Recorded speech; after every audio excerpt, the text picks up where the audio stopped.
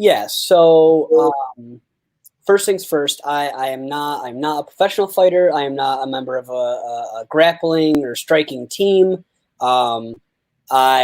It's my favorite sport. I'm into it as guys are into the NFL. You know what I mean? Right. Joe Rogan is my Stephen A. Smith, but a lot smarter. But so I have that acumen. I wrestled in high school. I was a member of the boxing club in college, and right now, due to coronavirus, I'm not able to join the Brazilian Jiu-Jitsu and Muay Thai gym out where I live because it's not open yet. But I have been rolling with some people that I know out in the area where I live that are members of the gym. For those who don't know, by rolling, like Brazilian Jiu-Jitsu, like grappling, not striking. So, right. Yeah. So that's where I'm coming from. So that segues into how I found out about MMA was really how a lot of people did. I graduated high school in 2008. That's when the couple first seasons of The Ultimate Fighter, which was the reality show for the UFC, started. Matt Hamill, who was not early in terms of the UFC, but early as in the Dana White era, the current Dana White era of the UFC, 2008, when guys so there's a pre-Dana White era. Yeah, so Dana White he wasn't the first guy in the UFC. There was a separate organization. When I talk to people about it, the easiest way is to differentiate between UFC in the past, why you never heard about it for a while, and now why it's one of the biggest sports in the world, is all in the marketing. In the early years, before Dana White, one of their slogans was Ultimate Fighting Championship, the most violent sport allowed on TV. They paid a guy, it's a very famous meme. There's a guy that has UFC written on his forehead, no shirt on, and on his chest it says "Just Bleed." But like he was, it's kind of an inside job from the UFC. But now you'll never hear Dana White talk like that. You'll never hear him referred to as a blood sport. You'll never hear him talk about the brutality. He will talk about it in the sense that it is a physical sport and it's a fight. You know what I mean? It's not botch. It's a fight.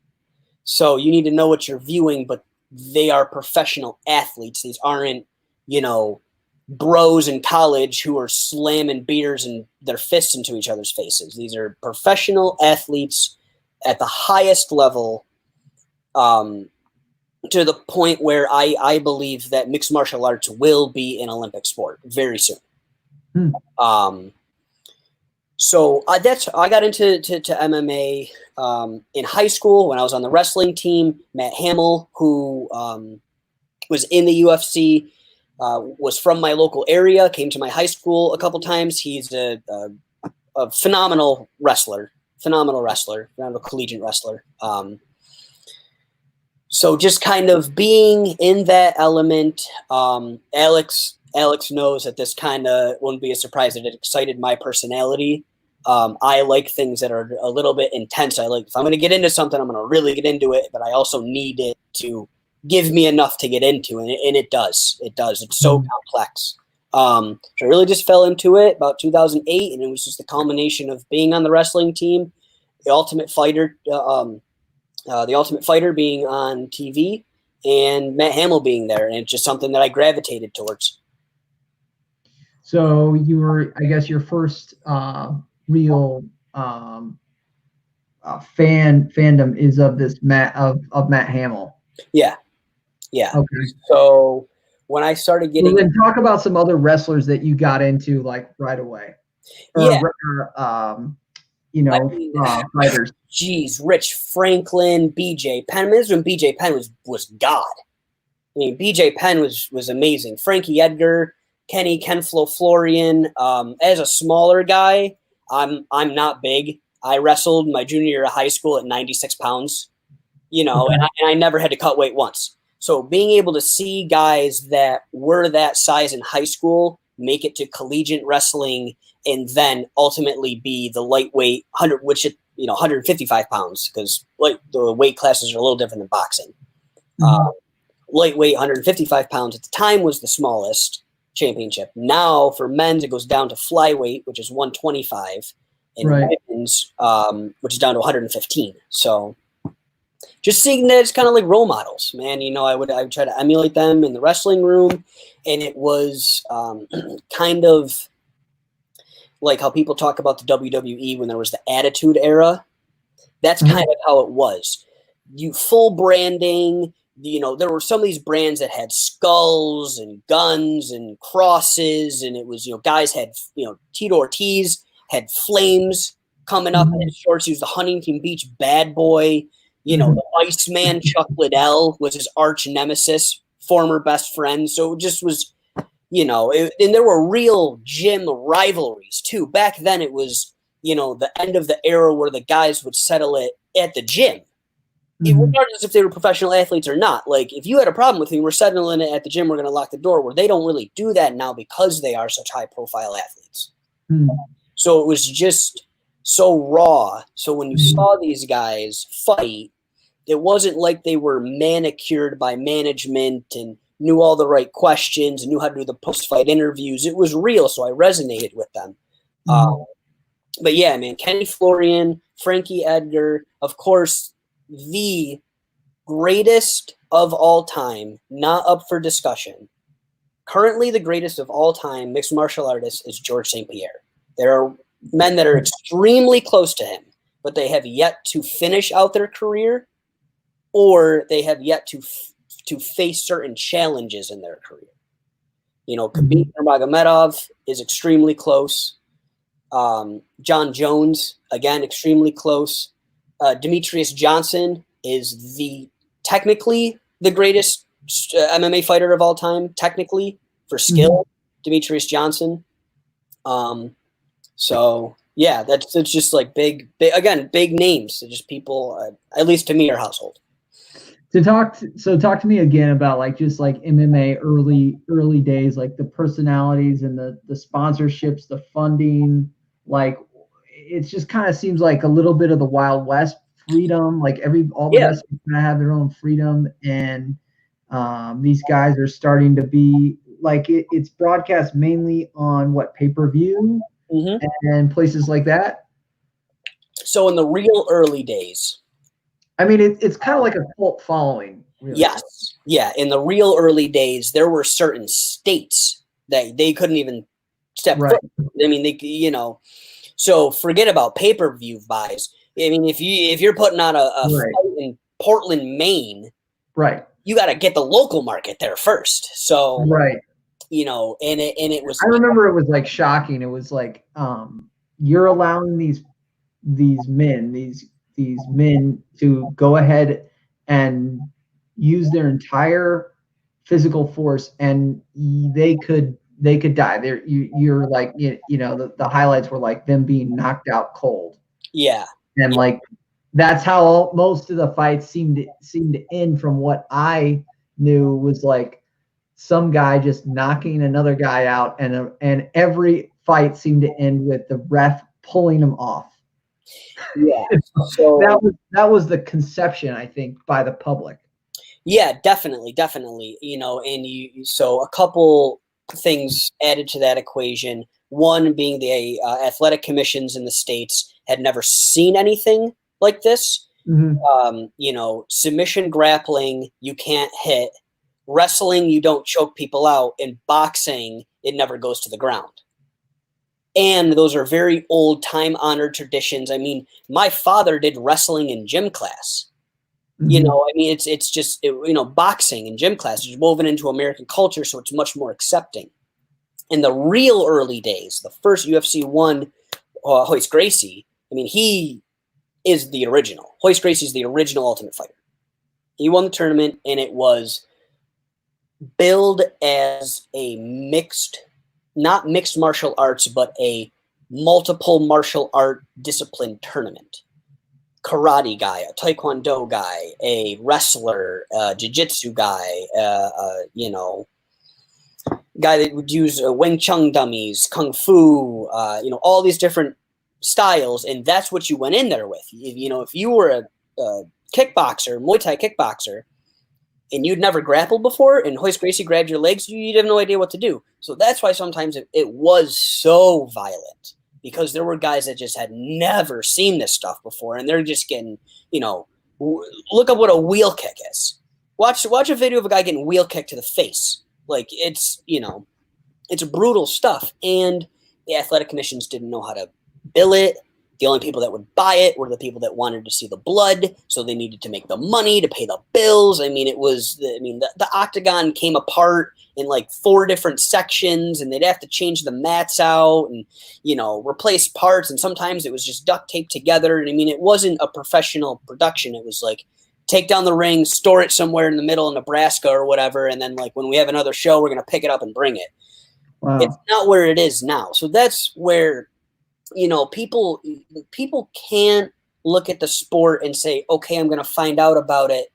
Let me go back and learn its history like you would any other sport, which is good to do. But at the same time, you have to have the open mind to bring it all the way to the early 2000s into the 2010s, because that's when the big sponsorships, the big monies, the big camps, the guys didn't have to have part-time jobs. They didn't have to take 3 months off work just to fight. They're making so much money now, and they're taken care of that way as well. So the early days. Talk about the evolution of Dana White. So how does Dana White kind of come into the fold and now at the forefront of the UFC? Yeah, so Zuffa, I'm not sure if you've heard of Zuffa before, but that was the management company, ownership company of the Ultimate Fighting Championship. Again, caveat, I'm not part of Zuffa or the Fertittas or Dana White's best friend, so I don't know all the specific details, but he was in a partnership with the Fertitta brothers. Dana White was a boxing promoter out of Boston, actually got run out of Boston by Whitey Bulger, actually. Funny story. Went to LA, went to Vegas, met the Fertitta brothers, started Zuffa, bought the UFC. I forget how much they bought it for. And they, Dana was like, listen, if this sport's going to grow, we have to do it right this time. So they reevaluated everything. They didn't keep any of the marketers, any of the promotions, the ring. They started basically from scratch. It's like almost like a franchise. I'm buying the franchise name from you, but I'm changing everything. Mm-hmm. And it started becoming legitimized.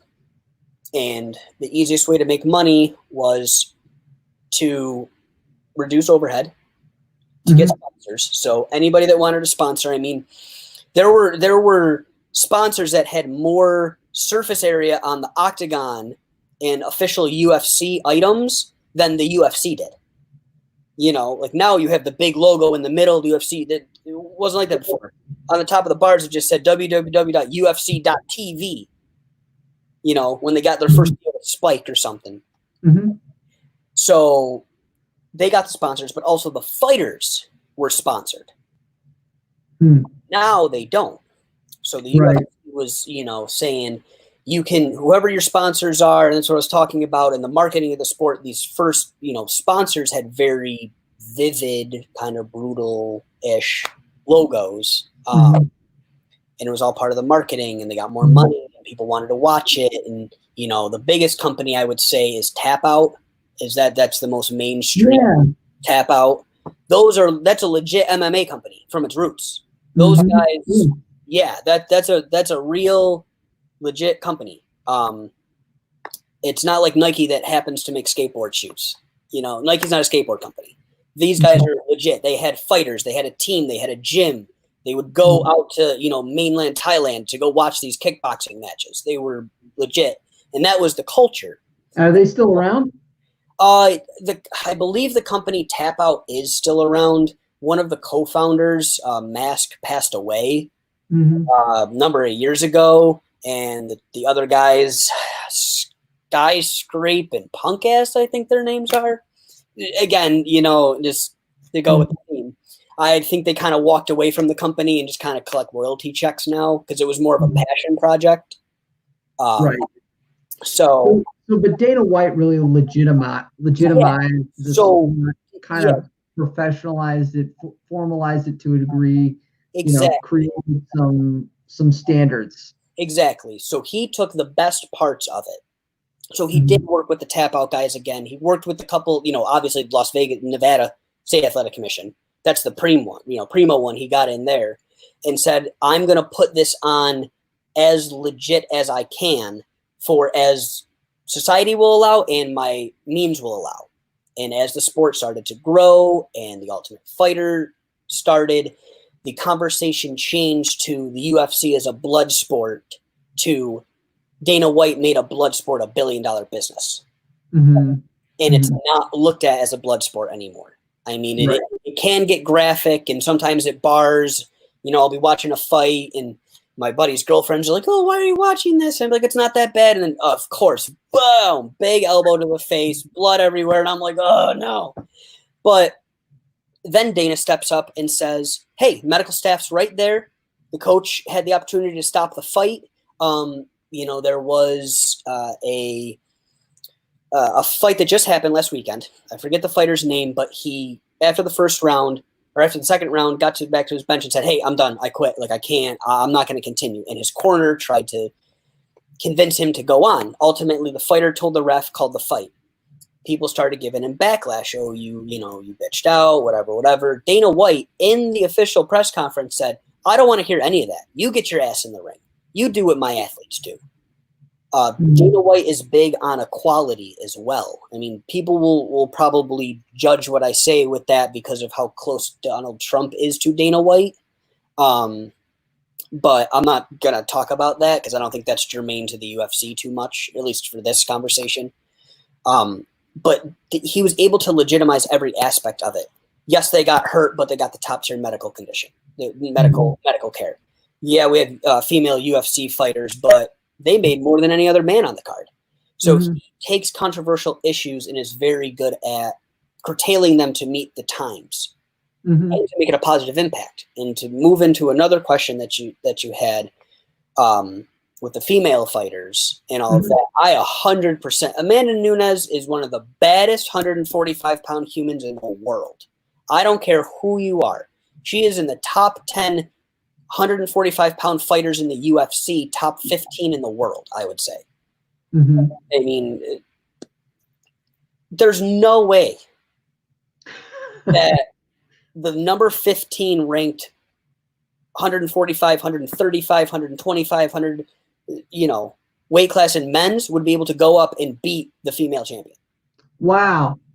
So you think it's pretty close? When they get to that level, on a whole, just like I saw in high school wrestling, males just develop quicker. We just are able to develop more muscle mass.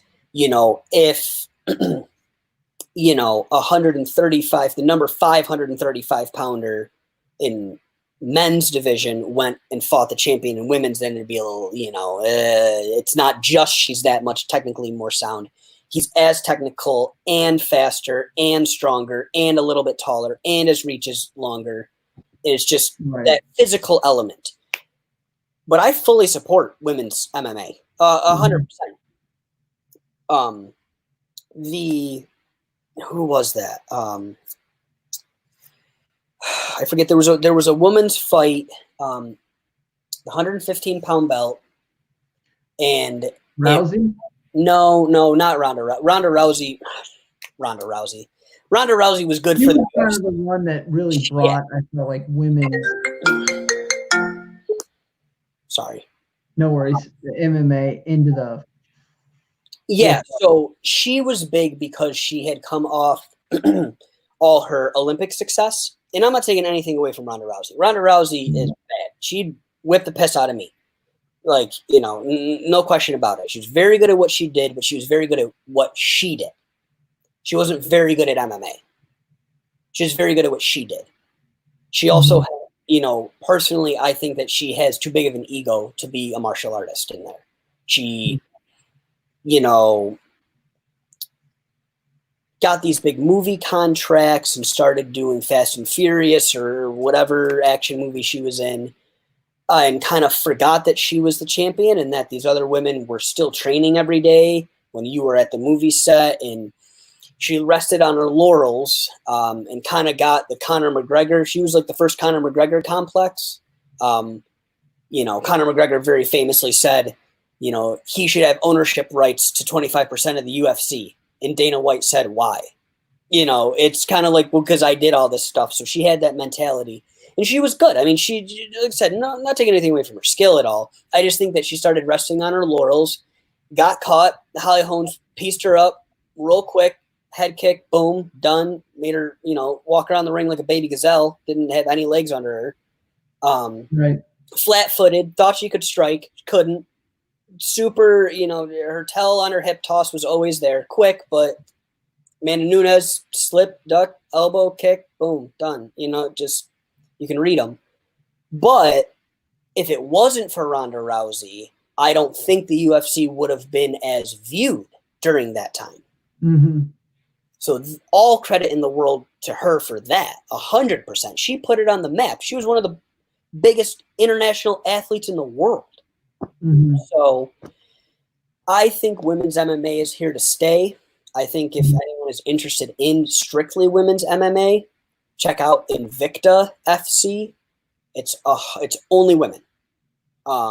Interesting. So it's only women. Also, a point I want to make quickly is mixed martial arts is the sport. UFC is a brand. Football is the sport. The NFL is a brand. So right. That's, the UFC rules don't apply everywhere, Right. Also, in the early days of mixed martial arts, there was Pride. Pride's huge. A lot of old school guys, Vanderlei Silva, Rampage Jackson, a bunch of guys came from Pride over, but you could soccer kick a downed opponent. So if I took you down and got back up really quick, I could soccer kick you in the face. You can't. What do you mean by Pride? That's the name of the brand. So the Pride, like fighting shape, Pride. Okay. UFC, Pride predated the UFC. It was actually a cross-promotional fight. The most famous one is when Chuck Liddell went over to the Pride tournament, because Pride was a tournament. It wasn't necessarily a ranking system of competitors and per weight class. It was Grand Prix of weight classes in a day, or in a it was, we're going to have 15 fights, but they're all going to be at 145 pounds, or they're all going to be, it was, kind of like that. So talk about like a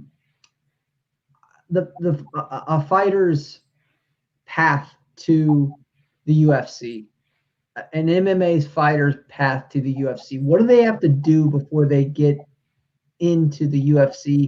And then obviously they have to start establishing a record within that, league, so to speak. Yeah. So right now, the easiest way to do it is to be an outstanding Division I collegiate wrestler. That's just the easiest way to do it. You have the foundation, you have the fundamentals, you have the mental fortitude, and you have the experience. A typical high school wrestler will leave high school with 60 to 100 matches, where an amateur, a guy MMA fights before they get in the UFC might be 2 to 5. So that's the easiest way to do it. You have the exposure. There's a lot of social media around collegiate wrestling right now. Flow Sports, I don't know if you've ever heard of Flow Sports, Flow Grappling, Flow Wrestling. They're getting really big, and they have a lot of connections with the UFC and other MMA brands. So that's just the easiest way to do it. Also, submission grappling is really big now in vogue and in the mainstream. Brazilian Jiu-Jitsu. That's what I mean by submission grappling, different forms of Brazilian Jiu-Jitsu, or what I should say. Talk a little bit about Brazilian Jiu-Jitsu. I hear a lot about it. Is that like a big way that I think, or a skill that a lot of MMA wrestlers are trying to develop? Yeah. So, So Brazilian Jiu-Jitsu is grappling but it doesn't have the body position rules like wrestling, where the angle of your back, who got to their feet first. Because you're not scoring points on a takedown, you're not scoring points on a throw, so it's not so much body position. It's all about getting the person to tap, to submit. So when we roll, like when I was saying about, I roll with some people, like we start standing, and then some guys automatically, what's called, will pull guard, and they'll go right down to their backs, and they'll just lay on the ground on their backs, like waiting for you to get on top of them so they can pull guard, so they can get into that position. Unlike wrestling, you don't want your back on the mat because you're going to get pinned. Jiu-Jitsu is the long game, where wrestling is a little bit of the short game. You want to be explosive, you want to be fast, you want to rack up the points, you want to get the pin quick. You don't want the match to keep going. Where in Jiu-Jitsu, you can employ those tactics to get a quick submission, but if it doesn't happen, that's okay.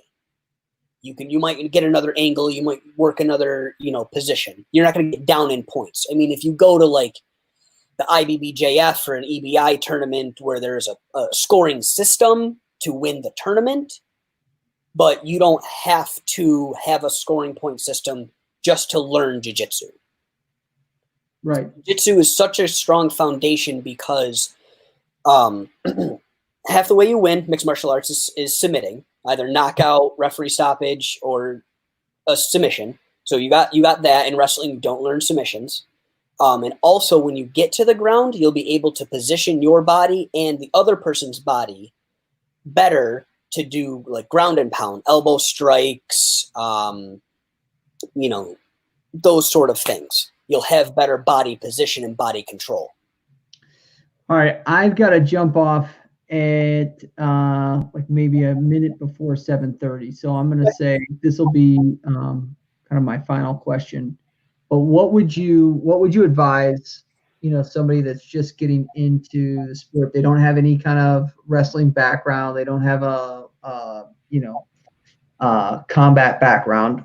What would you suggest them getting into, and how would you suggest them watching a fight? What should they look for? Yeah. So access to good information, just like anything, go right to the source, go to the UFC website, look up about us. Honestly, shocker, I'm going to plug Joe Rogan.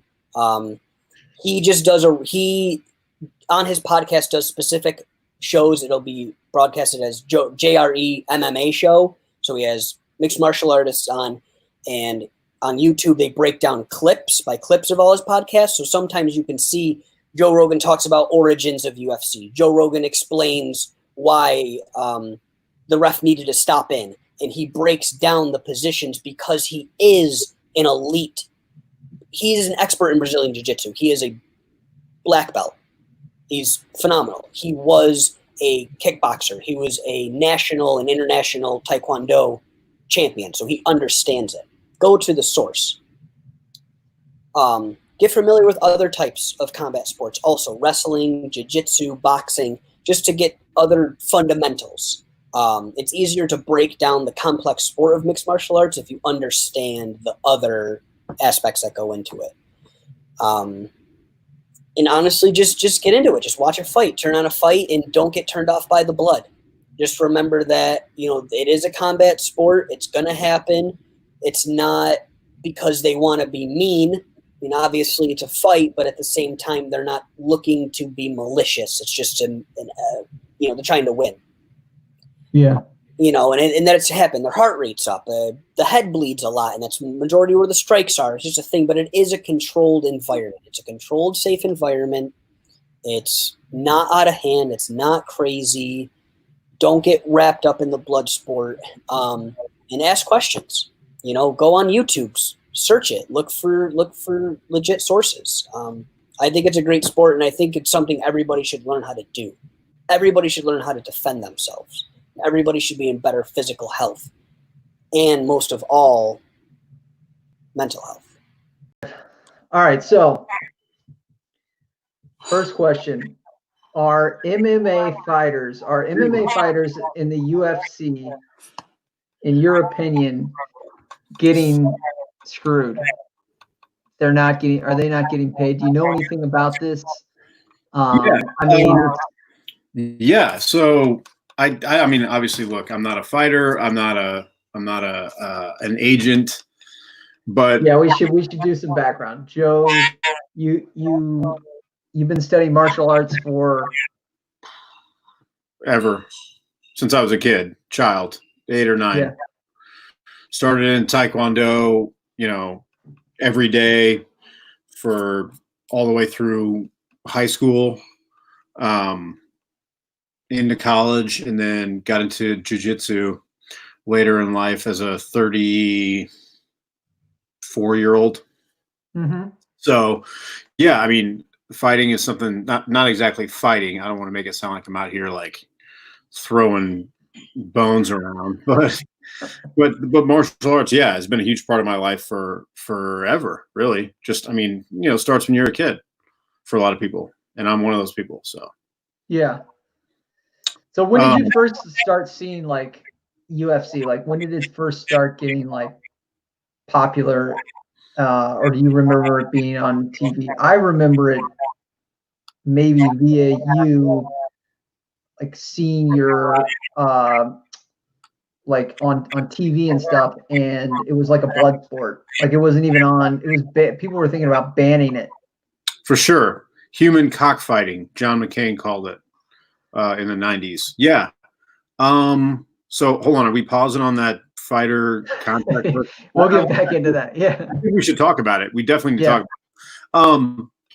How did I get into it? Well, I mean, I think I was very much, and still am now, but probably as a kid, a lot of what I'm interested in is like I'm way into it. So if I'm into like, martial arts movies, I want to do karate. And then I want to read about it, and I want to learn more about it. And I got to watch as many of the, all of the Bruce Lee films, all the Jackie Chan films, samurai movies, whatever I can get my hands on. And so I remember as a kid, like being in like Blockbuster, and, they had these Vale Tudo or No Holds Barred fighting compilations, like tapes, VHS tapes. And I remember my parents were really cool. My mom was exceptionally cool with this stuff because she would always like, poor lady, like she would always sample stuff that she thought was like too much. So, I mean, this is kind of a similar story, but like I remember like when Enter the Wu-Tang came out, I was like, Mom, I really want to get this. It's a parental advisory album. It's a rap album, We're like, I don't even know how old we were then, 10 or 11, 12 probably. Yeah. And she's like, okay, well, I'm going to buy it and I'll listen to it. And if I find it appropriate, I will allow you to then consume it. And she did. I don't really remember anything that she didn't let me listen to, but the UFC was that way, where she was like, this is kind of crazy. I'm a little like, these are people hurting each other. Let me watch a couple of them and see if it's something that you can handle. And she was like, okay, you can handle this. And so I was super into it. I rented all of them, man. I rented them all. And by that time, when I was aware of it, this was probably like 96 or 97. So like we're like 13 or 14 years old, which would have been it started in 1993. So there's like a couple of them by then. There was probably like UFC 12 or something. Okay. So I'm not like a pioneer by any means or like an original fan, but I caught on to it pretty early because I was into martial arts, and this was like real martial arts, because I was always into boxing too. I love boxing. I got the Ring magazine subscription as a kid, and for my birthday one year, like I was into boxing too. And so this was just kind of like a natural progression where it was like, hey, I'm into martial arts. I like boxing. This is fighting. I want to watch this stuff too. And so that's kind of how I got introduced to it. Figured it out on my own, basically. Right. But yeah, the origin, I mean, you said it was like bloody, and it was. And so, I mean, the first 2-man enter, 1-man leave was like one of the taglines I saw. Yeah. And the thing is that they didn't, unfortunately, they marketed it that way. They marketed it like extreme, barbed wire, and, like some of these WWF type matches, Hell in a Cell, they acted like it was that. And I think they did it for like you. But like the original, so Vale Tudo is Portuguese for no holds barred, anything goes. And that started in Brazil in the 80s with the Gracie family, who pioneered Brazilian Jiu-Jitsu, or Gracie JiuJitsu. And they were really integral into the UFC getting introduced into the United States. And what it ended up being was it was kind of like a clash of styles early on. Like, hey, what style is best? Is it wrestling? Is it kickboxing? Is it karate? Is it Western style boxing? Is it jiu-jitsu? And jiu-jitsu was kind of a secret art form at that time. And so not only were you getting these clashes of styles. Why was it a secret art form? That's a great question. So is it newer? Yeah, it's newer. A lot of these martial arts are centuries old, right? The traditional Asian martial arts are centuries old. Judo and karate,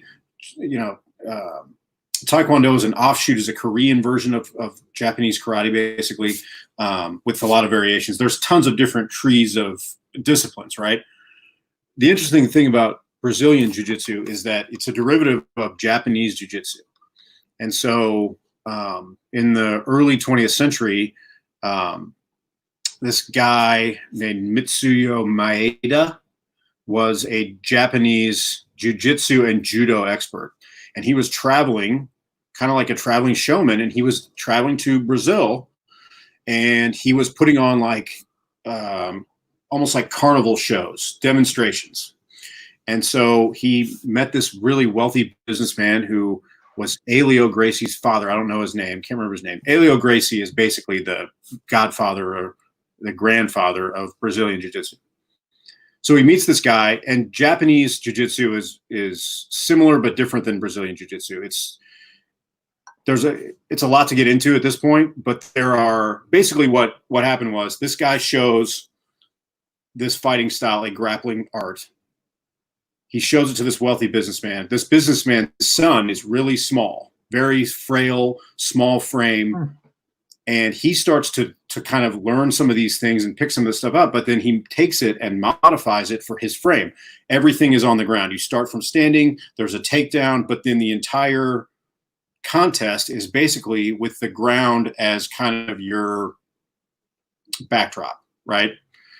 And so he really specialized in a lot of the angles, a lot of the submission moves, where submissions became a really big thing in Brazilian Jiu-Jitsu, Gracie Jiu-Jitsu. And the idea was it's self-defense, but it's also a way for a smaller opponent to be able to defeat a larger, stronger, faster opponent. That's the whole point, because it's all supposedly circled around technique of and the skill and the ability to control the person on the ground. And so over time, he started doing demonstrations, and he taught his family and his sons and his grandsons. And the Gracie family, I'm sure you've heard, is a legendary family who they are born to fight. They are born into this jiu-jitsu family, and that is all they know. That is all they do. And so at the time, in the 90s, in the 80s and 90s, there was kind of this Vale Tudo thing, which was basically in Brazil, schools fighting each other. No holds barred, who can do it the best. And then by the time that kind of made its way to the United States, the Gracie, Rorion Gracie, he basically came up with this idea, which was, number one, I want to show the world what my family art is. Number two, I can do that by demonstrating our style against a variety of disciplines. Because what they would do is they would have these things called the Gracie Challenge, right? So in the 80s and 90s, they were teaching jiu-jitsu in Torrance, California, and San Diego, and all over California mainly. The Gracie family was. And it's interesting. Let me digress a little bit. The Gracie family kind of had a teaching component, and they had a competition component. So like Rorion Gracie was kind of the godfather of the teaching component, right? He had his lineage is, he has his brothers and everything. And he opened schools and was going to teach his art. Rickson Gracie, who some consider to be the greatest Gracie ever, was the professional fighter. He was fighting in Japan at Vale Tudo matches in Japan in the 80s and 90s, which is how Royce Gracie comes along in UFC 1. So what they would do is they have these things called Gracie challenges, which was basically the Gracie family would have a school, a jiu-jitsu school. They would be training, and they would tell people, hey, you come here to our school and you can fight anyone here, and you sign a waiver, but if you think our art is crap, come beat us. And so you can YouTube this stuff, man, the great YouTube Gracie challenge, and you will get like grainy VHS footage of like some of these guys like Henry Gracie, and who's at the time, who's like a great grandson.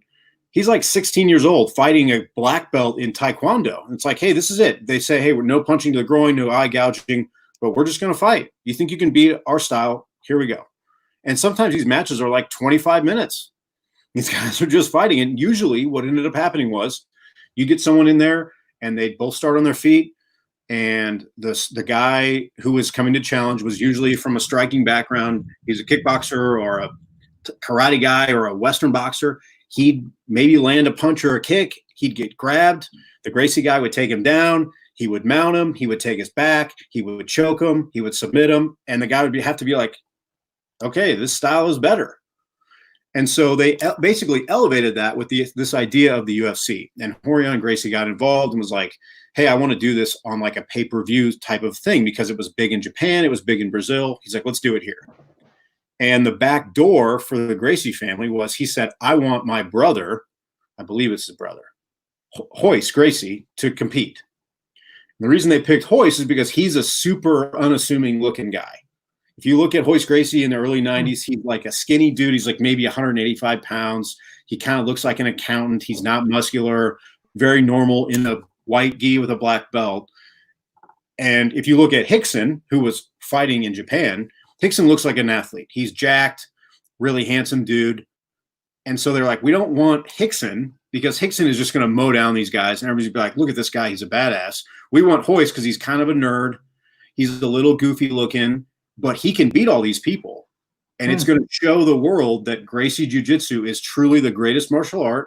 We are going to put on a display. He's going to beat anyone and everyone. And he basically did that for the first, I think, 3 UFCs.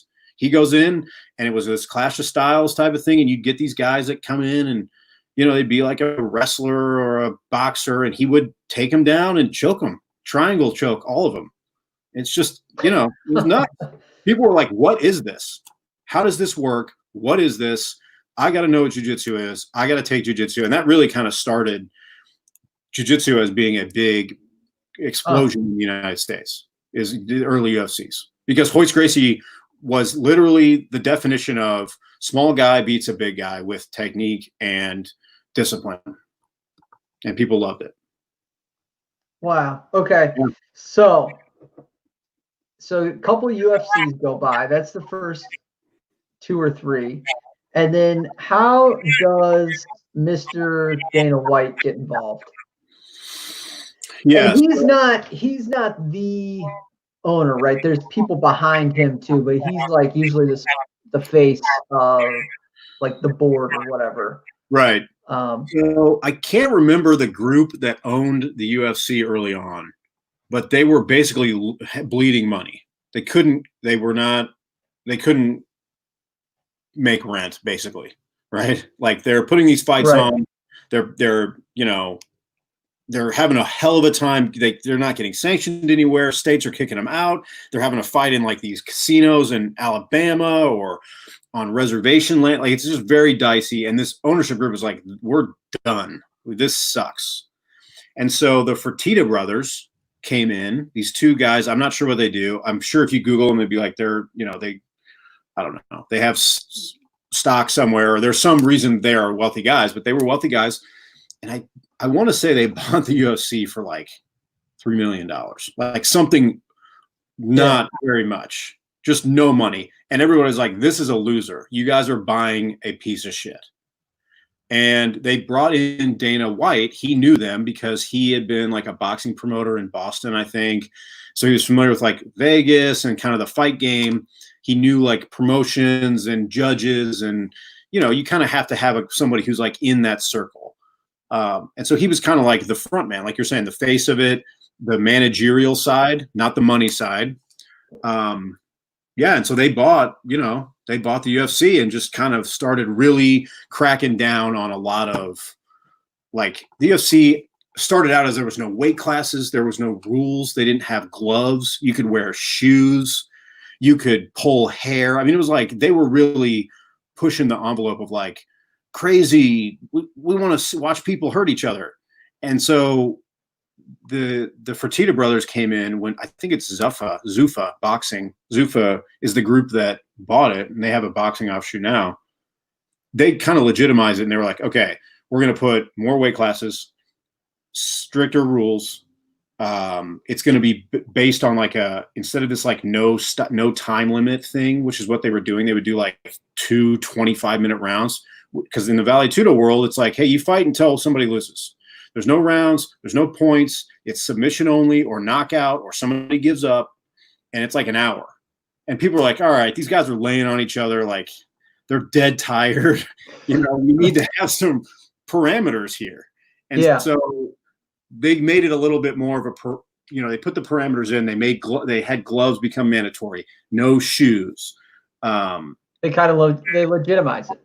Yeah, I mean, the first UFC, man, Royce Gracie's wearing a gi. He's literally wearing a gi. These guys. Some of these guys are in like boxer shorts. Some of them are in wrestling singlets. He's wearing a jiu-jitsu gi because you could wear whatever uniform you wanted. So they legitimized it. And just kind of started really marketing it. And then the Ultimate Fighter TV show, man, is pretty much, I remember watching season 1. I think it was on Spike TV, which is defunct. But that is what put them on the map, because it was the idea was they took all these like fringe fighters or guys that were not yet pros. They were all amateurs, I think, or you weren't in the UFC yet, basically. So if you were a professional, you were fighting in like a lower promotion, like World Series of Fighting or King of the Cage or something like that, kind of a local pro circuit, but nothing substantial.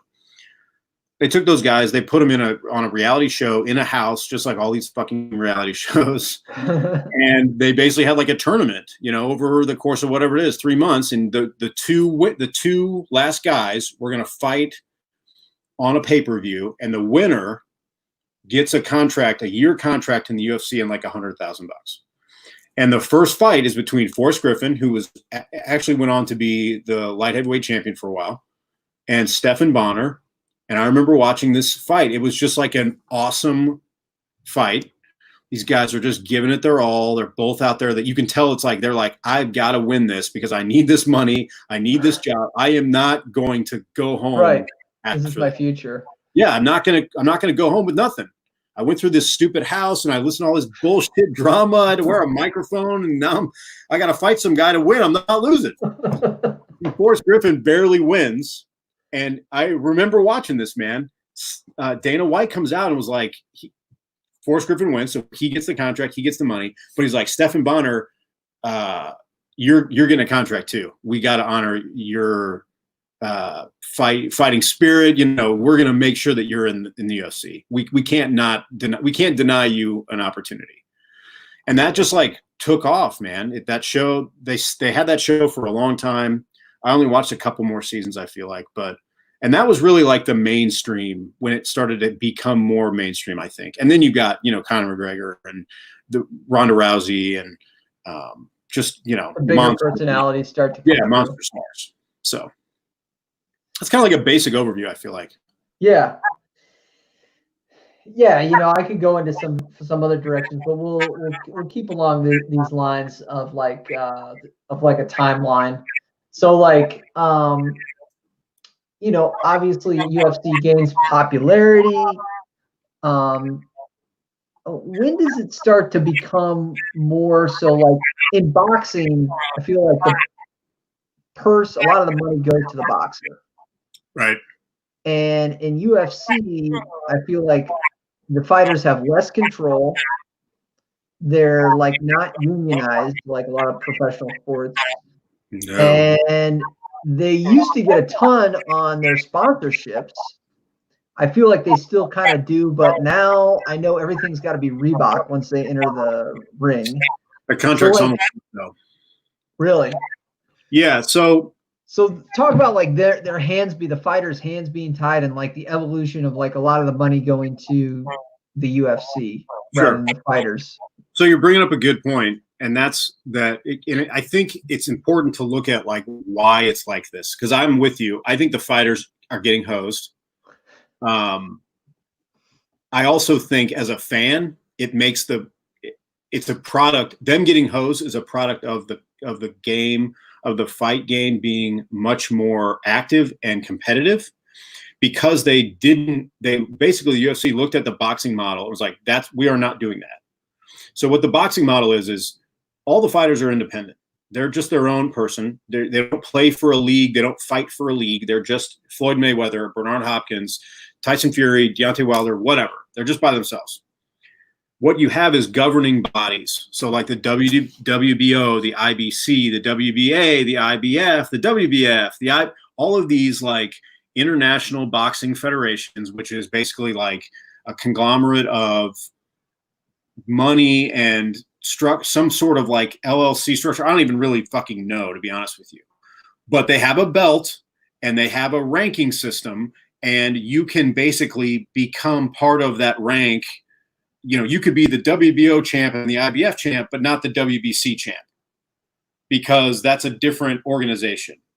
So what ends up happening is the promoters market things that way, and you have these promoters arguing with the federations about who's going to fight for what, and this guy's tied to, you know, Showtime, who's really the WBO's group, and so we're not going to fight with the IBC or the IBF. So what ended up happening was you'd go like 3 or 4 years without a really substantial fight. There was a ton of weight classes. There would be like 12 weight classes between 147 and 161. Literally be like 147, 151, 154, 157, you know, catch weights. And so I think there was just like a dilution, right? People were like, the best guys aren't fighting each other. There's very little activity. There's way too many weight classes. There's not enough fights. And so the UFC said, okay, everyone's going to be under our umbrella. You're going to fight in the UFC, which is the Ultimate Fighting Championship. It is a facet of MMA, mixed martial arts. Because there's other groups. Bellator is a great group that's out there right now that, you know, I don't think they're quite on the level of the UFC, but there have been a lot of UFC fighters in the last 2 years or so that have been like, hey, see ya, I'm leaving for Bellator. They'll go over to Bellator and fight. So what they've done, what the UFC basically did was they said, hey, the weight classes are going to be really static. There's not going to be that many of them. We're going to fight all the time because you're fighting under this umbrella. So you don't get the option to sit out if you're the number one contender, or you're let's say you're the featherweight champion at 145. And you're like, well, maybe I'll just sit out and I'll take another fight with another federation. They're like, no, you're under contract to fight for the UFC, and there is no sitting out because there's no other federation. If you don't fight the number one contender, we'll just strip you of the belt, and those two guys will fight for the title that way. So you had a ton of activity early on, and people love the model because it's like, hey, man, you're seeing the best fighters fight in the same organization, which was cool. The problem is that they're not shit, man. I don't even know if I'm getting into deep water with some of this business side of it. What ends up happening is, exactly to your point, the fighters' hands are tied because they're signed up with the UFC. Well, you're seeing, like, I mean, we just heard Conor McGregor, quote unquote, retire, and then I saw him on an interview. He was on Tony Robbins' podcast. He's like, yeah, I'm not retiring. They just got to meet me on my terms. Right. Like whatever. I think he's saying, like, he's a big brand, and they gotta. You're also seeing John Bones Jones basically. I think he said he came out and he's like, I'm not fighting until they give me more of the pie. So like you've seen some pretty big names come out and say, you know, they're not going to fight in another league necessarily, but they're not fighting for the UFC, so they're going to be patient. I mean, the difference is Conor McGregor can do that because he's a worldwide draw who's maybe on the same level as the UFC in brand recognition. I bet more people know, maybe not more. I bet it's comparable. You might get a coin flip to say, hey, what's the UFC? I would guess you'd even have some people say, oh, it's Conor McGregor's thing. Like he is a massive global superstar. And so he can sit out. You're absolutely right. I think my wife said this. My wife, when I was listening to that podcast, she goes, "Oh, is this Conor McGregor? He beats people up," but she doesn't know what UFC is. There you go.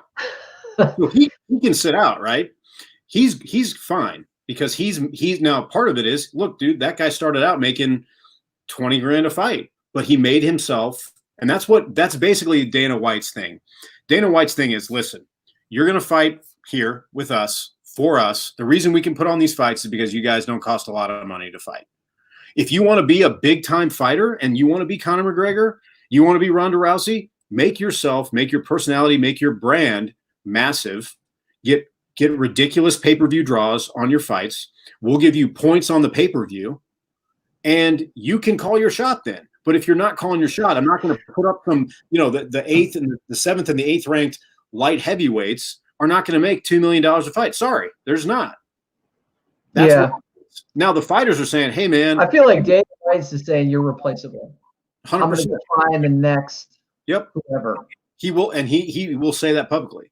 Now the fighters are saying, hey, dude, I don't get health insurance through you. I got to, if I want to be a professional, I'm going to train 7 days a week, 52 weeks a year. I'm a fighter. I'm not working at the steel mill or teaching high school and then going and fighting on the weekends. This makes me a full-time employee and I'm not getting compensated properly. And which I agree with. And the Reebok deal, which we just touched on, made it so that I can't get money outside. I can't use my likeness inside the ring, inside the octagon, because you're limiting my sponsorship abilities. Because exactly what you're talking about, fighters used to be able to customize their shorts and their walkout gear and all that stuff, and they could make money off of their likeness. They could sell whatever they wanted to sell. I remember Tap Out was huge. Tap Out, sure. All of those things. You get a big shit, man. John Jones people forget this because it was only for like a year and it was 10 years ago or something. But at the time, he was the youngest light heavyweight champion ever. And he was sponsored by Nike. Massive deal. Just him. Nike didn't sponsor anybody else. But then he got into all his legal bullshit, and they were like, see ya, buddy. We'll just throw the money somewhere else because you're not worth the hassle. And they're probably right. Georges St. Pierre was sponsored by Under Armour. Well, what the UFC did was they negotiated a deal with Reebok to have Reebok sponsor all the fighters, which meant uniforms for every walkout. Your trunks are the same. These guys can't use their likeness. They don't get to market that. So they're restricted by that as well. So, they got a legitimate gripe. What they need to do is unionize. If you ask me, you unionize. Or you have the Ali Act, which is what happened in boxing. Which is, in fact, let me look that up real quick because I know that's a big deal. It was basically that federal law introduced in 99, protect the rights and welfare of boxers, aid state boxing commissions with oversight, and increase sportsmanship and integrity. Basically, it just made sure that these guys don't get manipulated by, the groups that are overseeing the sport. Contract reform, stuff like that. But, look, I see both sides. Dana White's looking at it as a straight business, and these fighters are like, hey, man, I'm out here literally bleeding, breaking my bones for this company, and I feel like I'm getting paid 35 grand to take an ass whipping 6 times a year, and I'm making you money, and that's not good enough. I think the John Jones scenario is, he's probably not the best guy to do it because he just doesn't draw what he used to. I don't think, as far as I know, his draw just isn't the same. Part of that's because he's so good that people are like, he's just going to win.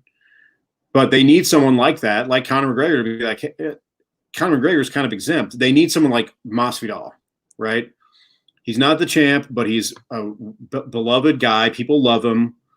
And he's like, hey, I'm making you guys money. And this contract I'm on the 6th fight of a 10-fight contract, and it was signed in 2013. It's bullshit. I'm making way more money than that for you now. Renegotiate with me. And Dana White's like, no. So, there's kind of this back and forth, and it's tough. It's tough. But I think they're getting screwed. So, talk about some of your favorite fighters of all time, and then I think we'll segue into like UFC today, the landscape of the fighters today. But who are some of your all-time faves? I mean, dude, I loved Chuck Liddell a long time ago. Just was a, I just really liked him. Precision striker. I love Conor McGregor. Another precision guy. I like the precision guys a lot. Liddell was one of the guys that really brought it forward. Yeah, he and Randy Couture were they were both the coaches. Yeah. They were the coaches of that UFC 1 season. So it was kind of like they got to ride the wave of the UFC being mainstream. Their fights were really good. It was a lot of stand-up at the time. So people were like, that's one thing about the sport is that if you're not, I think people are getting much more invested in all aspects of it, what the sport actually means, what mixed martial arts actually means. But there's still a stigma of like, what are these guys doing wrestling around? Why are they laying on each other? This is boring, stand them up. And with those two guys, specifically Chuck Liddell, you had a guy who was basically like a kickboxer who was also a college wrestler. So he could defend the takedown. So guys would come in and try and take him down. He would shrug them off, but still be able to stand with them and punch, which is what people kind of inherently, I think, like. They like the stand up. Uh-huh. I think it's tough to appreciate the ground game if you don't do it. If you didn't wrestle in high school or you don't do jiu-jitsu now, most people who I feel like look at the ground game and are like, that's kind of cool, I guess, but I don't really get it because it's complex. There's weird stuff going on there. Right. Other fighters. Is that where a lot of the U.S. fighters come from, is college wrestling? Yeah, I mean, I think that's, if you want to talk like skill sets, I think that's the most. If you're an aspiring UFC fighter UFC fighter in the United States, what's the path? Great question. The path, in my opinion, if you're like a normal person, like give me an age. What age are you when you want to I guess start? 16. I don't know, right? Like, if you're 16, I would say it seems like the best path forward is wrestle. You should be a wrestler. Wrestle in high school. And then learn other martial arts in the off season. Yes. Wrestle in high school, wrestle in college, start jiu-jitsu in college. You'll pick up jiu-jitsu really fast, and then you can throw some striking on top of that. The one thing that seems like doesn't translate is someone trying to wrestle later. That's like the wrestling is like the foundation. If you can take someone down and you can keep from being taken down, you have a massive advantage on someone who can't do one of those two things. You might be great standing up. You might be a great Thai kickboxer, right? You can use both shins, both elbows, both knees. Your punching is great. But if you get taken down, you're done. If you don't have any ground game, you're done. And that's really where it kind of started. We're kind of divesting from your question a little bit, but what it used to be was this clash of styles, right? Guys that were masters of one discipline. They're like, I am a Dutch kickboxer. This is what I am great at. I'm going to come in there. I'm going to kick this guy, and that's how I'm going to win. And then you got another guy who's like, I'm a Western boxer. I'm going to come in, and I'm going to throw jab, jab, right cross, and I'm going to win that way. What ended up happening was people started to realize, hey, if I need to have a little bit of all of this. I need to be able to have some karate sidekicks, but also some Thai leg kicks. And I need to be able to execute a triangle off my back if I get taken down. And if I take someone down, I need to be able to do, to attack from the mount. Or if I take somebody's back, I need to be able to do a rear naked choke. So you kind of got people starting to diversify their skill set. But that's why I think the wrestling background is number one. If you can wrestle, you see this. I mean, what's his name? He just retired, curly-headed dude. Ben, he wrestled in Missouri.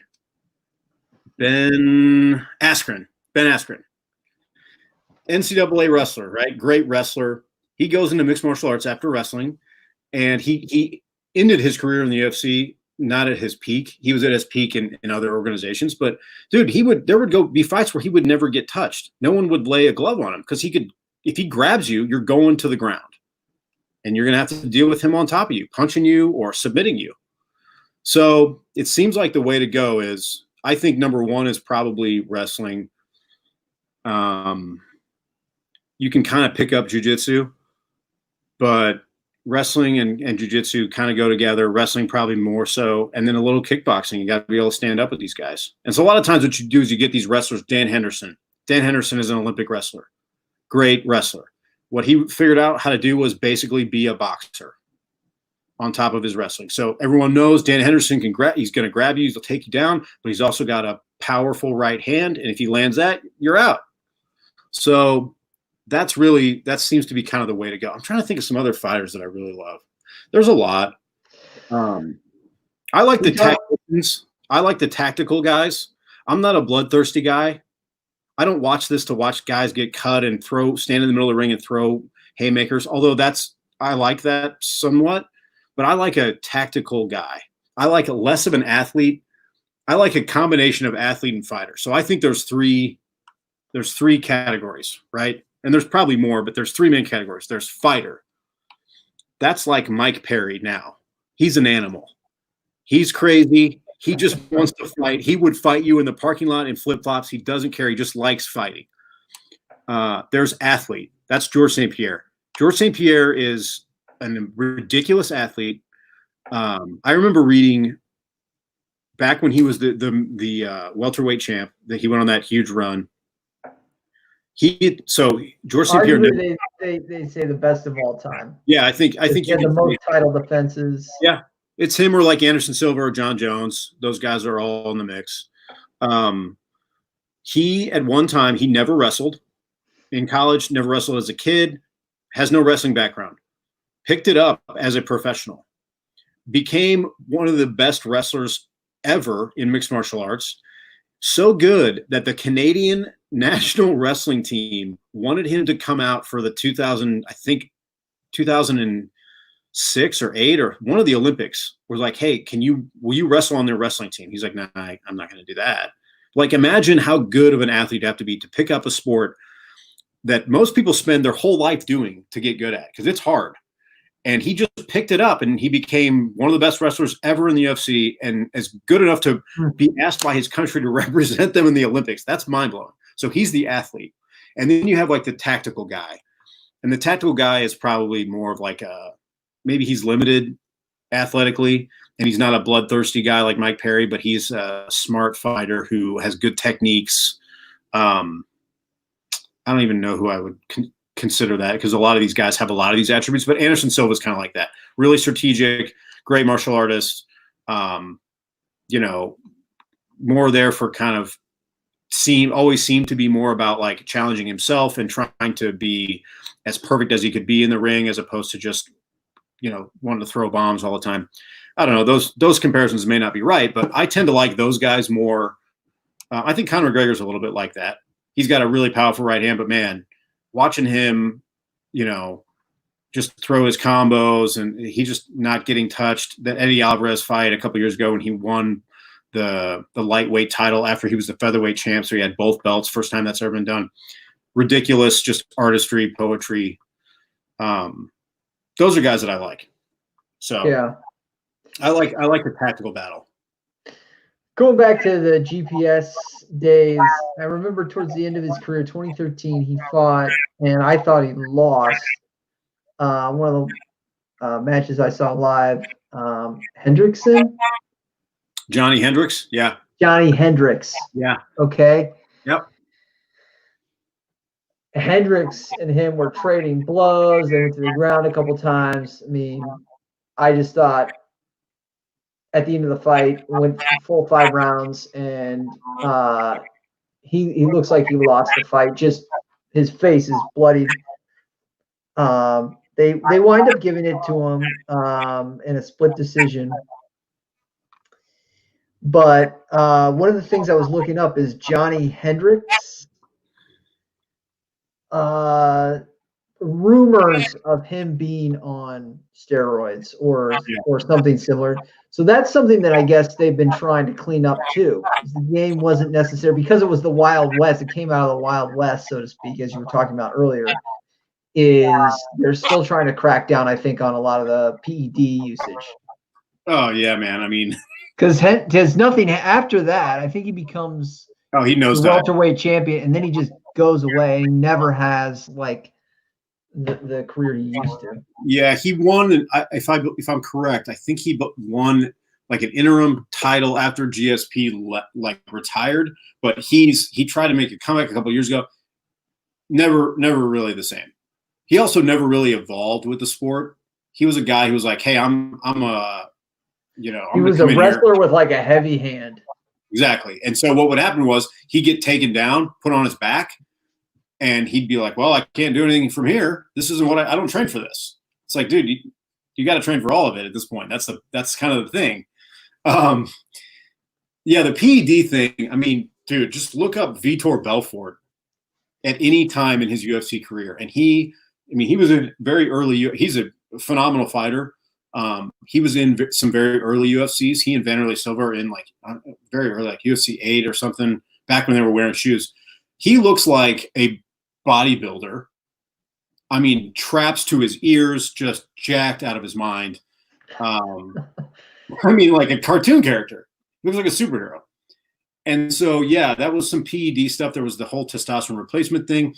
They bring in USADA, USADA, United States Anti-Doping Agency, I think is the right acronym there. Yes. Yes. Yeah. So they bring them in because basically there's like rampant PEDs. Brock Lesnar, PEDs out of his mind, PEDs. You know, just all this crazy shit. And so they bring this USADA group in to like test these guys, tighten these guys up. Hey, we don't want PEDs in the sport. And that's a bone of contention also because a lot of times these fighters are like, hey, I'm getting tested all the time around the clock on the count. You know, you're coming to my house, knocking on the door at 2 a.m. to get to test me. And so, yeah, I mean, I don't have a problem with it. I mean, I'm fine with it. These guys pop all the time. They pop all the time. There's always like a banned substance that's in protein powder they took or whatever, which is kind of hilarious. I mean, look, I'm not a fighter. I don't know. Maybe it's harder than it sounds. But the UFC, to my understanding, they hired a guy. He's actually the guy that prosecuted Lance Armstrong. Right. I can't remember his name. Jeff Nowitzki is his name. I think he was a federal agent for a while, a long stretch of time. He retired from federal law enforcement after the whole Lance Armstrong thing, went to work for USADA. The UFC hired him, and they basically tell these guys, here's a list of things you cannot take. If you take this thing, whatever, something androsterone, you know, hydroandrosterone chloroquine, whatever, you will fail a drug test. So don't take it. Number two, if you are going to try out like a new protein powder or a recovery drink, send it to us and we will test it for you and tell you, hey, that's going to come up positive. Don't drink this. Don't take this. And these guys still pop, which is, you know, I get it. You know, look, man, I don't know. You take some shit and, you know, you thought it was going to help your glycogen stores or something. I don't know. You listen to Joe Rogan, you're taking a bunch of shit, and now you can't fight for a year. Speaking of Joe Rogan, what's your take on Joe Rogan in general? I mean, obviously he's got the podcast, but he kind of segued his play-by-play for the UFC leveraged it into the podcast, and now he's obviously huge contract with Spotify. Yeah, what's your take on Joe? I mean, I guess he's got some BBJ background, or loaded question there because I don't particularly agree with all of his social. He's a wild card, I guess, politically and and he's been a little bit irresponsible in my personal opinion. You know, you can edit this shit out. I think personally he's got a massive platform. He talks about a lot of things that he doesn't know about. I don't know about him either, but I'm also not telling 5 million people that, you know, Joe Biden can't speak correctly and that he's senile. It's like, dude, what are you fucking doing? That's kind of annoying. So I'm sure you can definitely cut that out if you want. But personally, I think that he speculates a lot. There's a lot of times where he goes off about the environment or politics or and he's not even talking he's not even talking like to a scientist at the time or an expert. Right. So he just kind of pontificates some stuff, and he does have such a huge following that, yeah, I mean, everybody, they were saying everybody from like your barista to, you know, millionaires and billionaires of companies listen to him. Yeah, I mean, yeah, bro science is his thing. He loves DMT and weed. I mean, which is cool. I love it too. You know, I don't love those things either, but I like that he's into it. Bro science. If you want to be into DMT, that's fine. Yeah. But maybe he's interested in living forever. Like, I get the sense like he's always trying to like hack, and then he's like rolling up huge joints with Elon Musk. Right. You know? So let's limit our discussion of him to, because you asked the UFC mixed martial arts. He's a massive reason to their success, in my opinion. A lot of that, I think, is because of his positive influence. So his background is he grew up doing full contact taekwondo like I did in Massachusetts. He was a local tournament champion. So he was very into fighting, boxing, martial arts, very into that. He became aware of the UFC through his fighting career very early on, and was like, what is this? Saw Royce Gracie choking people out and was like, holy shit, I got to do this. I got to know what this guy's doing. This is magic. Got into jiu-jitsu immediately. He has a black belt. He's been training for a long time, since the early 90s in jiu-jitsu, has a kickboxing and taekwondo background. He's a legitimate martial artist. And I think because he was a personality, he was a stand-up comedian who was also an actor, so he's used to be in front of the camera. He's got this martial arts background. The UFC was probably like, hey, this guy, let's just throw him on these, because, you know, you start out, I remember watching the early ones, he's not the commentator, he's the interviewer, like ringside interviews. Hey, man, right, took some blows in that one, how you feeling? Like, that's what he was doing. And so I think that he just kind of parlayed himself into being a pretty knowledgeable guy and able to articulate that without sounding like, you know, because a lot of times in those early UFCs, you'd have like a karate black belt or a world champion kickboxer would be a commentator. But then he wouldn't be able to tell you what Royce Gracie's doing. He's used to watching guys in Sweden and Holland kick each other. Now he's watching this skinny guy choke people out with his legs. He's like, what? I don't know. I don't know. They're doing something. So Joe's background allowed him to kind of flourish into that, and he kind of evolved with the sport. So I think that, look, he's huge on pushing the sport because he loves it, and he talks about it all the time. He loves fighting. I think that's awesome. As a commentator, I think he's pretty good. Yeah. Dude, he's not Bob Costas. I'm not a commentator either. I think he does a great job, kind of what we were talking about earlier. It's not an easy sport to watch if you're not initiated into what's going on. It's not like basketball where you're like, hey, you could show me basketball. I've never seen it before, right? Or soccer. After 5 to 10 minutes, maybe not soccer because it takes longer to score a goal, but let's talk basketball. 10 players on the court, 2 baskets. You can tell that one group is trying to get the ball into the other basket and vice versa. It would not take you long to be like, I kind of get this game, and I've watched 5 games, and I kind of know the rules. UFC is not like that. MMA is not like that. Yeah. You need someone who has the background and the presence to be able to say, okay, this guy's going for a single leg takedown, but if this other fighter is able to get his foot on his hip and escape out to the side, he can take the back. If you don't know that, and you're a non-UFC watcher or a non-MMA person, and you're just watching the telecast, you're like, hey, what are these guys doing? Like grabbing each other's legs, and it's weird. I don't know what they're doing. So he does articulate things very well. I think he oversells the calls a lot. I mean, you watch some of these fights, and he's just like, that's a little much. He goes crazy, which partly is because I think he's a huge fan and he loves it, and he's sitting right there watching it. But I think overall, his impact on MMA is massive. His impact on jiu-jitsu is massive, and it's good that he's there for that reason. Yeah, I think he's a good color man. He is.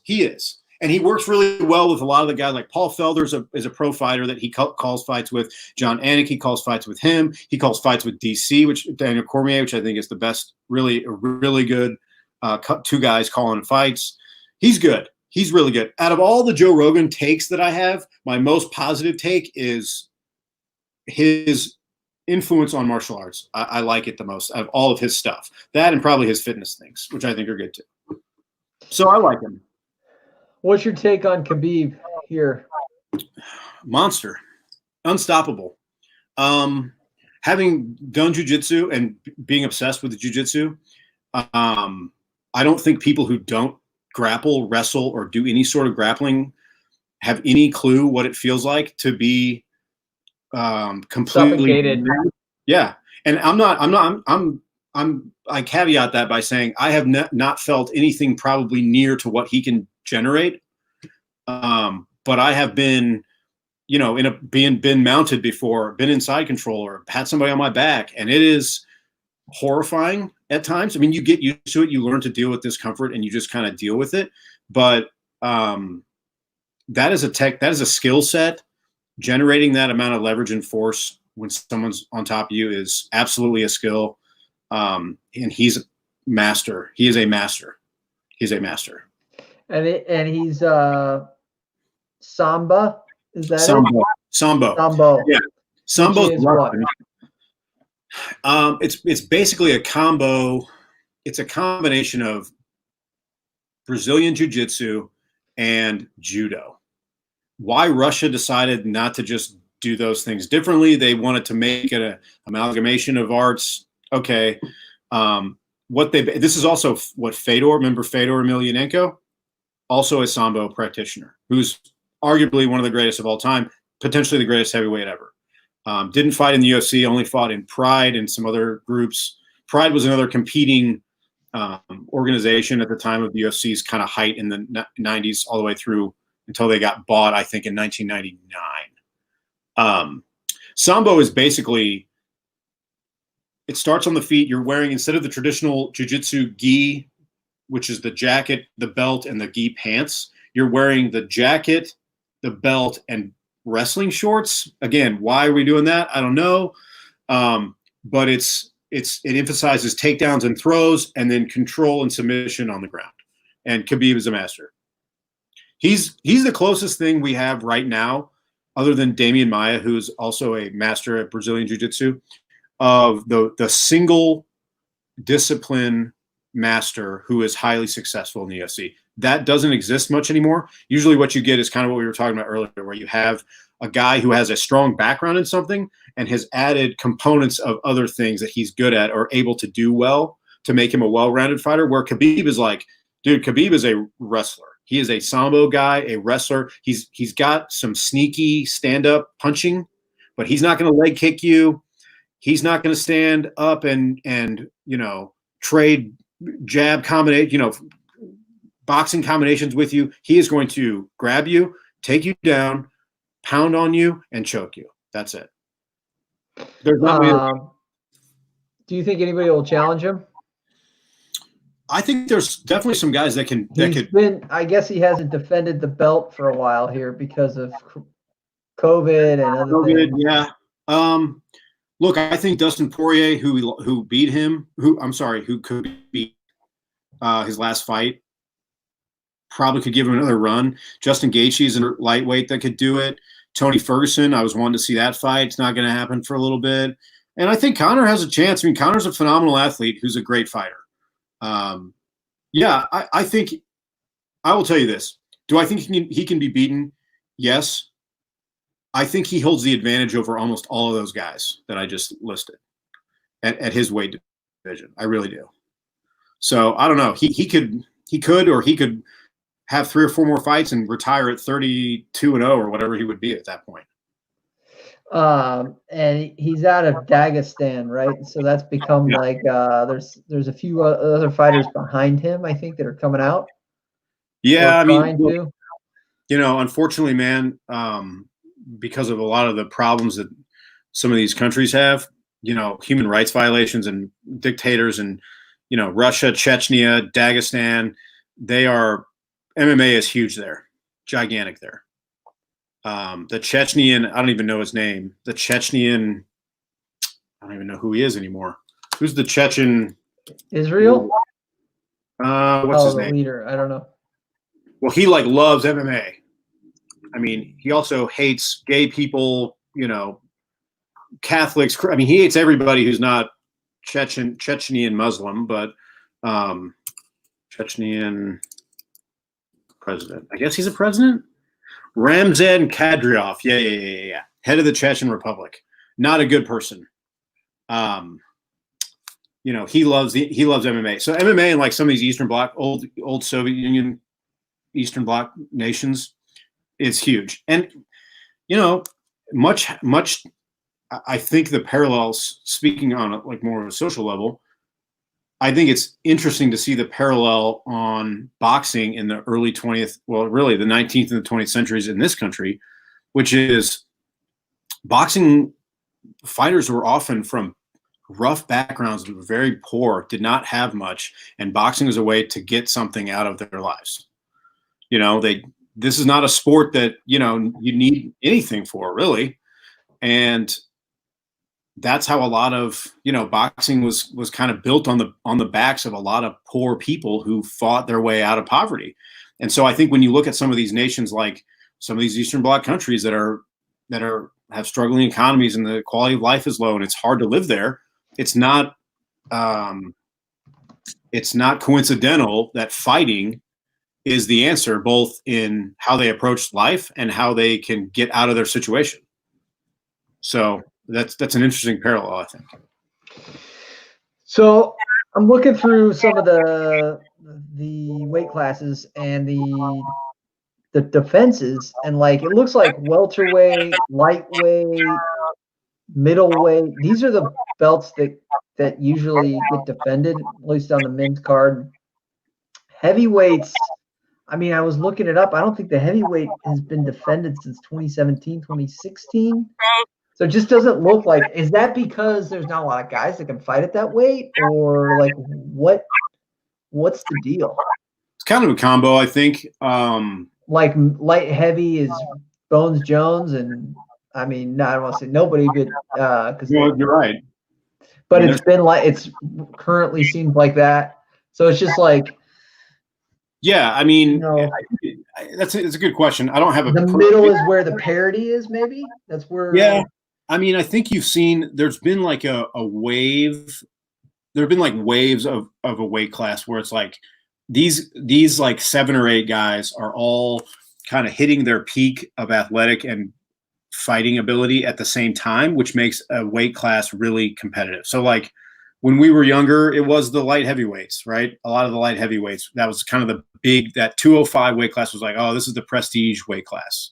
A lot of these guys were coming up and, you know, you had kind of some of the older guys getting replaced by some of the younger guys, but it was still really competitive.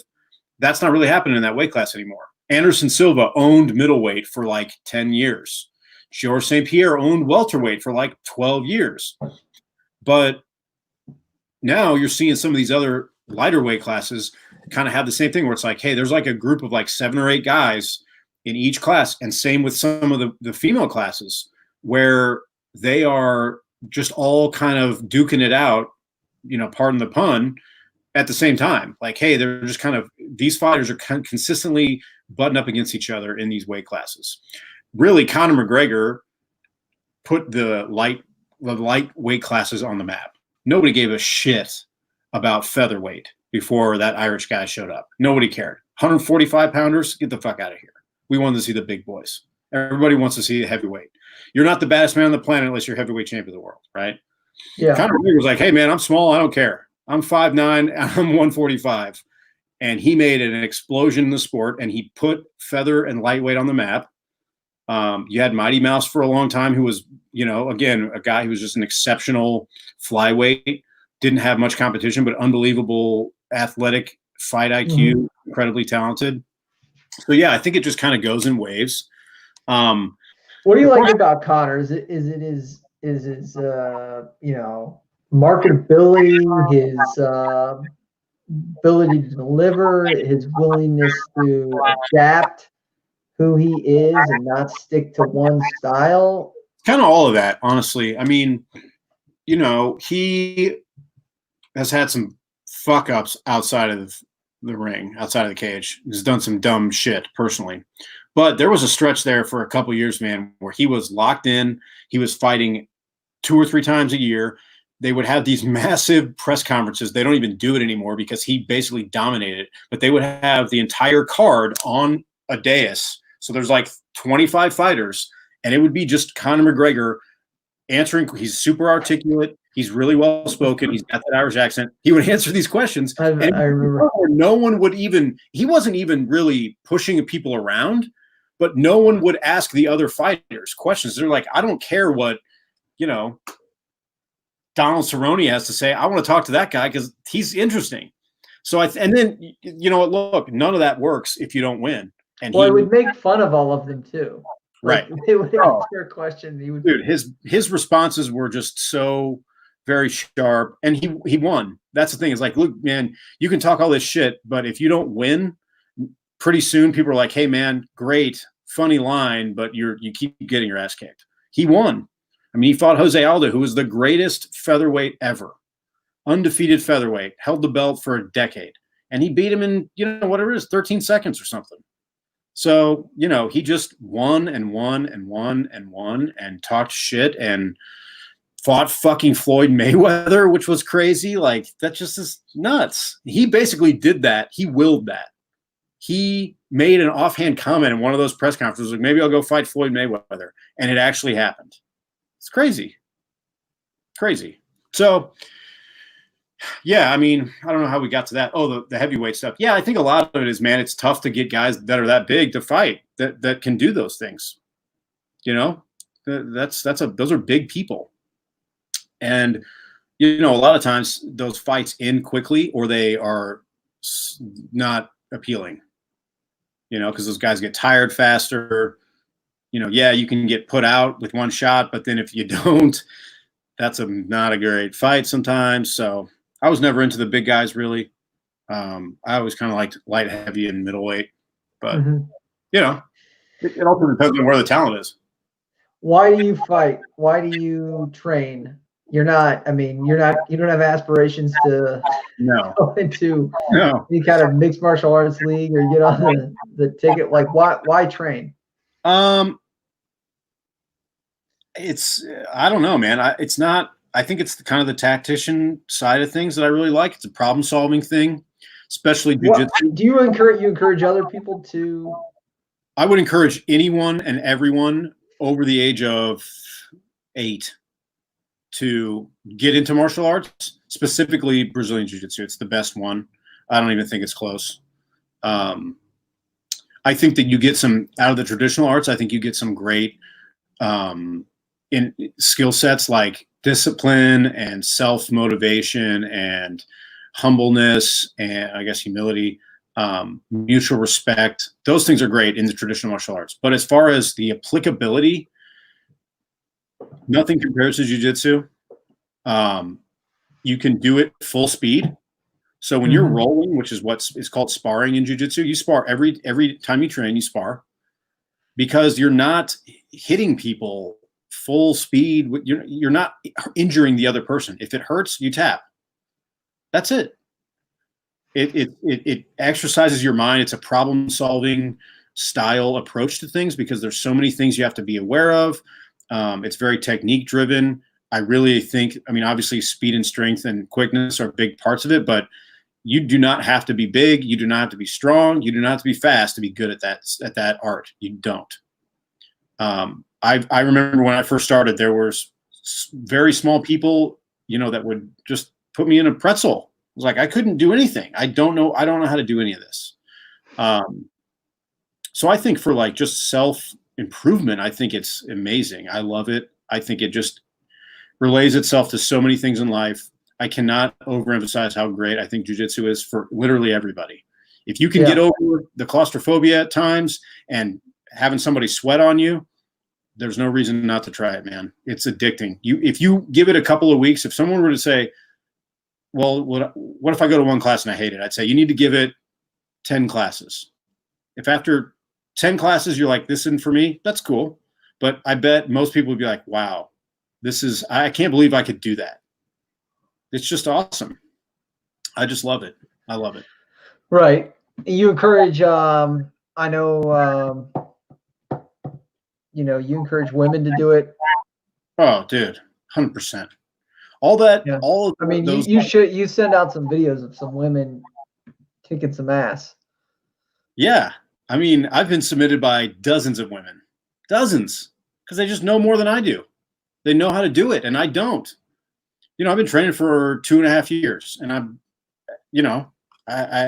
consistently train, but if someone who's a purple belt, a girl who's a purple belt comes in, and I mean, it's just, I can't even describe how easily it would be for someone who has a background, no matter what their size is, to control an average person, to control an average male. I'm telling you, anybody that we know. You could pick any person we know, and I have a girl that I used to train with who's a purple belt. She weighs maybe 135 pounds. Would dominate it. It's just, so yeah, I think, And what's the essence of it? Like getting on your back and controlling the situation on your back, or as opposed to being on someone's back? What is kind of like there's 9 basic positions, right? And it's basically the mirror image of everything. So it's like someone's mounted on you, someone's in your guard, someone's on your back, or you're on their back. You're in the side control position. So it's basically starts on your feet. Most of the time you don't do takedowns if you're rolling consistently. Some schools start standing for a roll and then go transition to the floor. But basically it's just controlling. It is bypassing. If you're it's tough to describe. If I am going to be passing your guard, I need to get around your legs to control your head, control your body by controlling your head, gaining the advantage in position, and then submitting you with a variety of, chokes or joint manipulations. That's basically what it is. So, for example, closed guard is like basic, right? That's someone's in between your legs are around their waist, and you're locking your ankles behind them. If they're in your closed guard, and we see this all the time in the UFC, that person in fighting, it's different because you can punch from there. In jiu-jitsu, there's no striking. So the person that's in my guard, they have to get out of my legs, around them, in order to gain position on me and submit me. And now I can attack. There's a bunch of things I can do from there. I can use their clothes, the gi, collar. I can use the lapel. I can use my legs. I can use my arms to choke, to manipulate joints, arm bars, triangles, shoulder locks. That person needs to get out, but then they can use, knee on belly. They can do chokes from the mouth. So there's just a variety. There's millions of different things you can do. They all kind of start from about 9 basic positions. But yeah, back to the kind of the self-defense thing. In my opinion, all of those, women's self-defense, kick the guy in the shins, scratch his eyes, punch him with your keys, those are great. But knowing how to deal with someone when they're grabbing you on top of you, which is what this would do, is, I think, personally, it just can't be beat.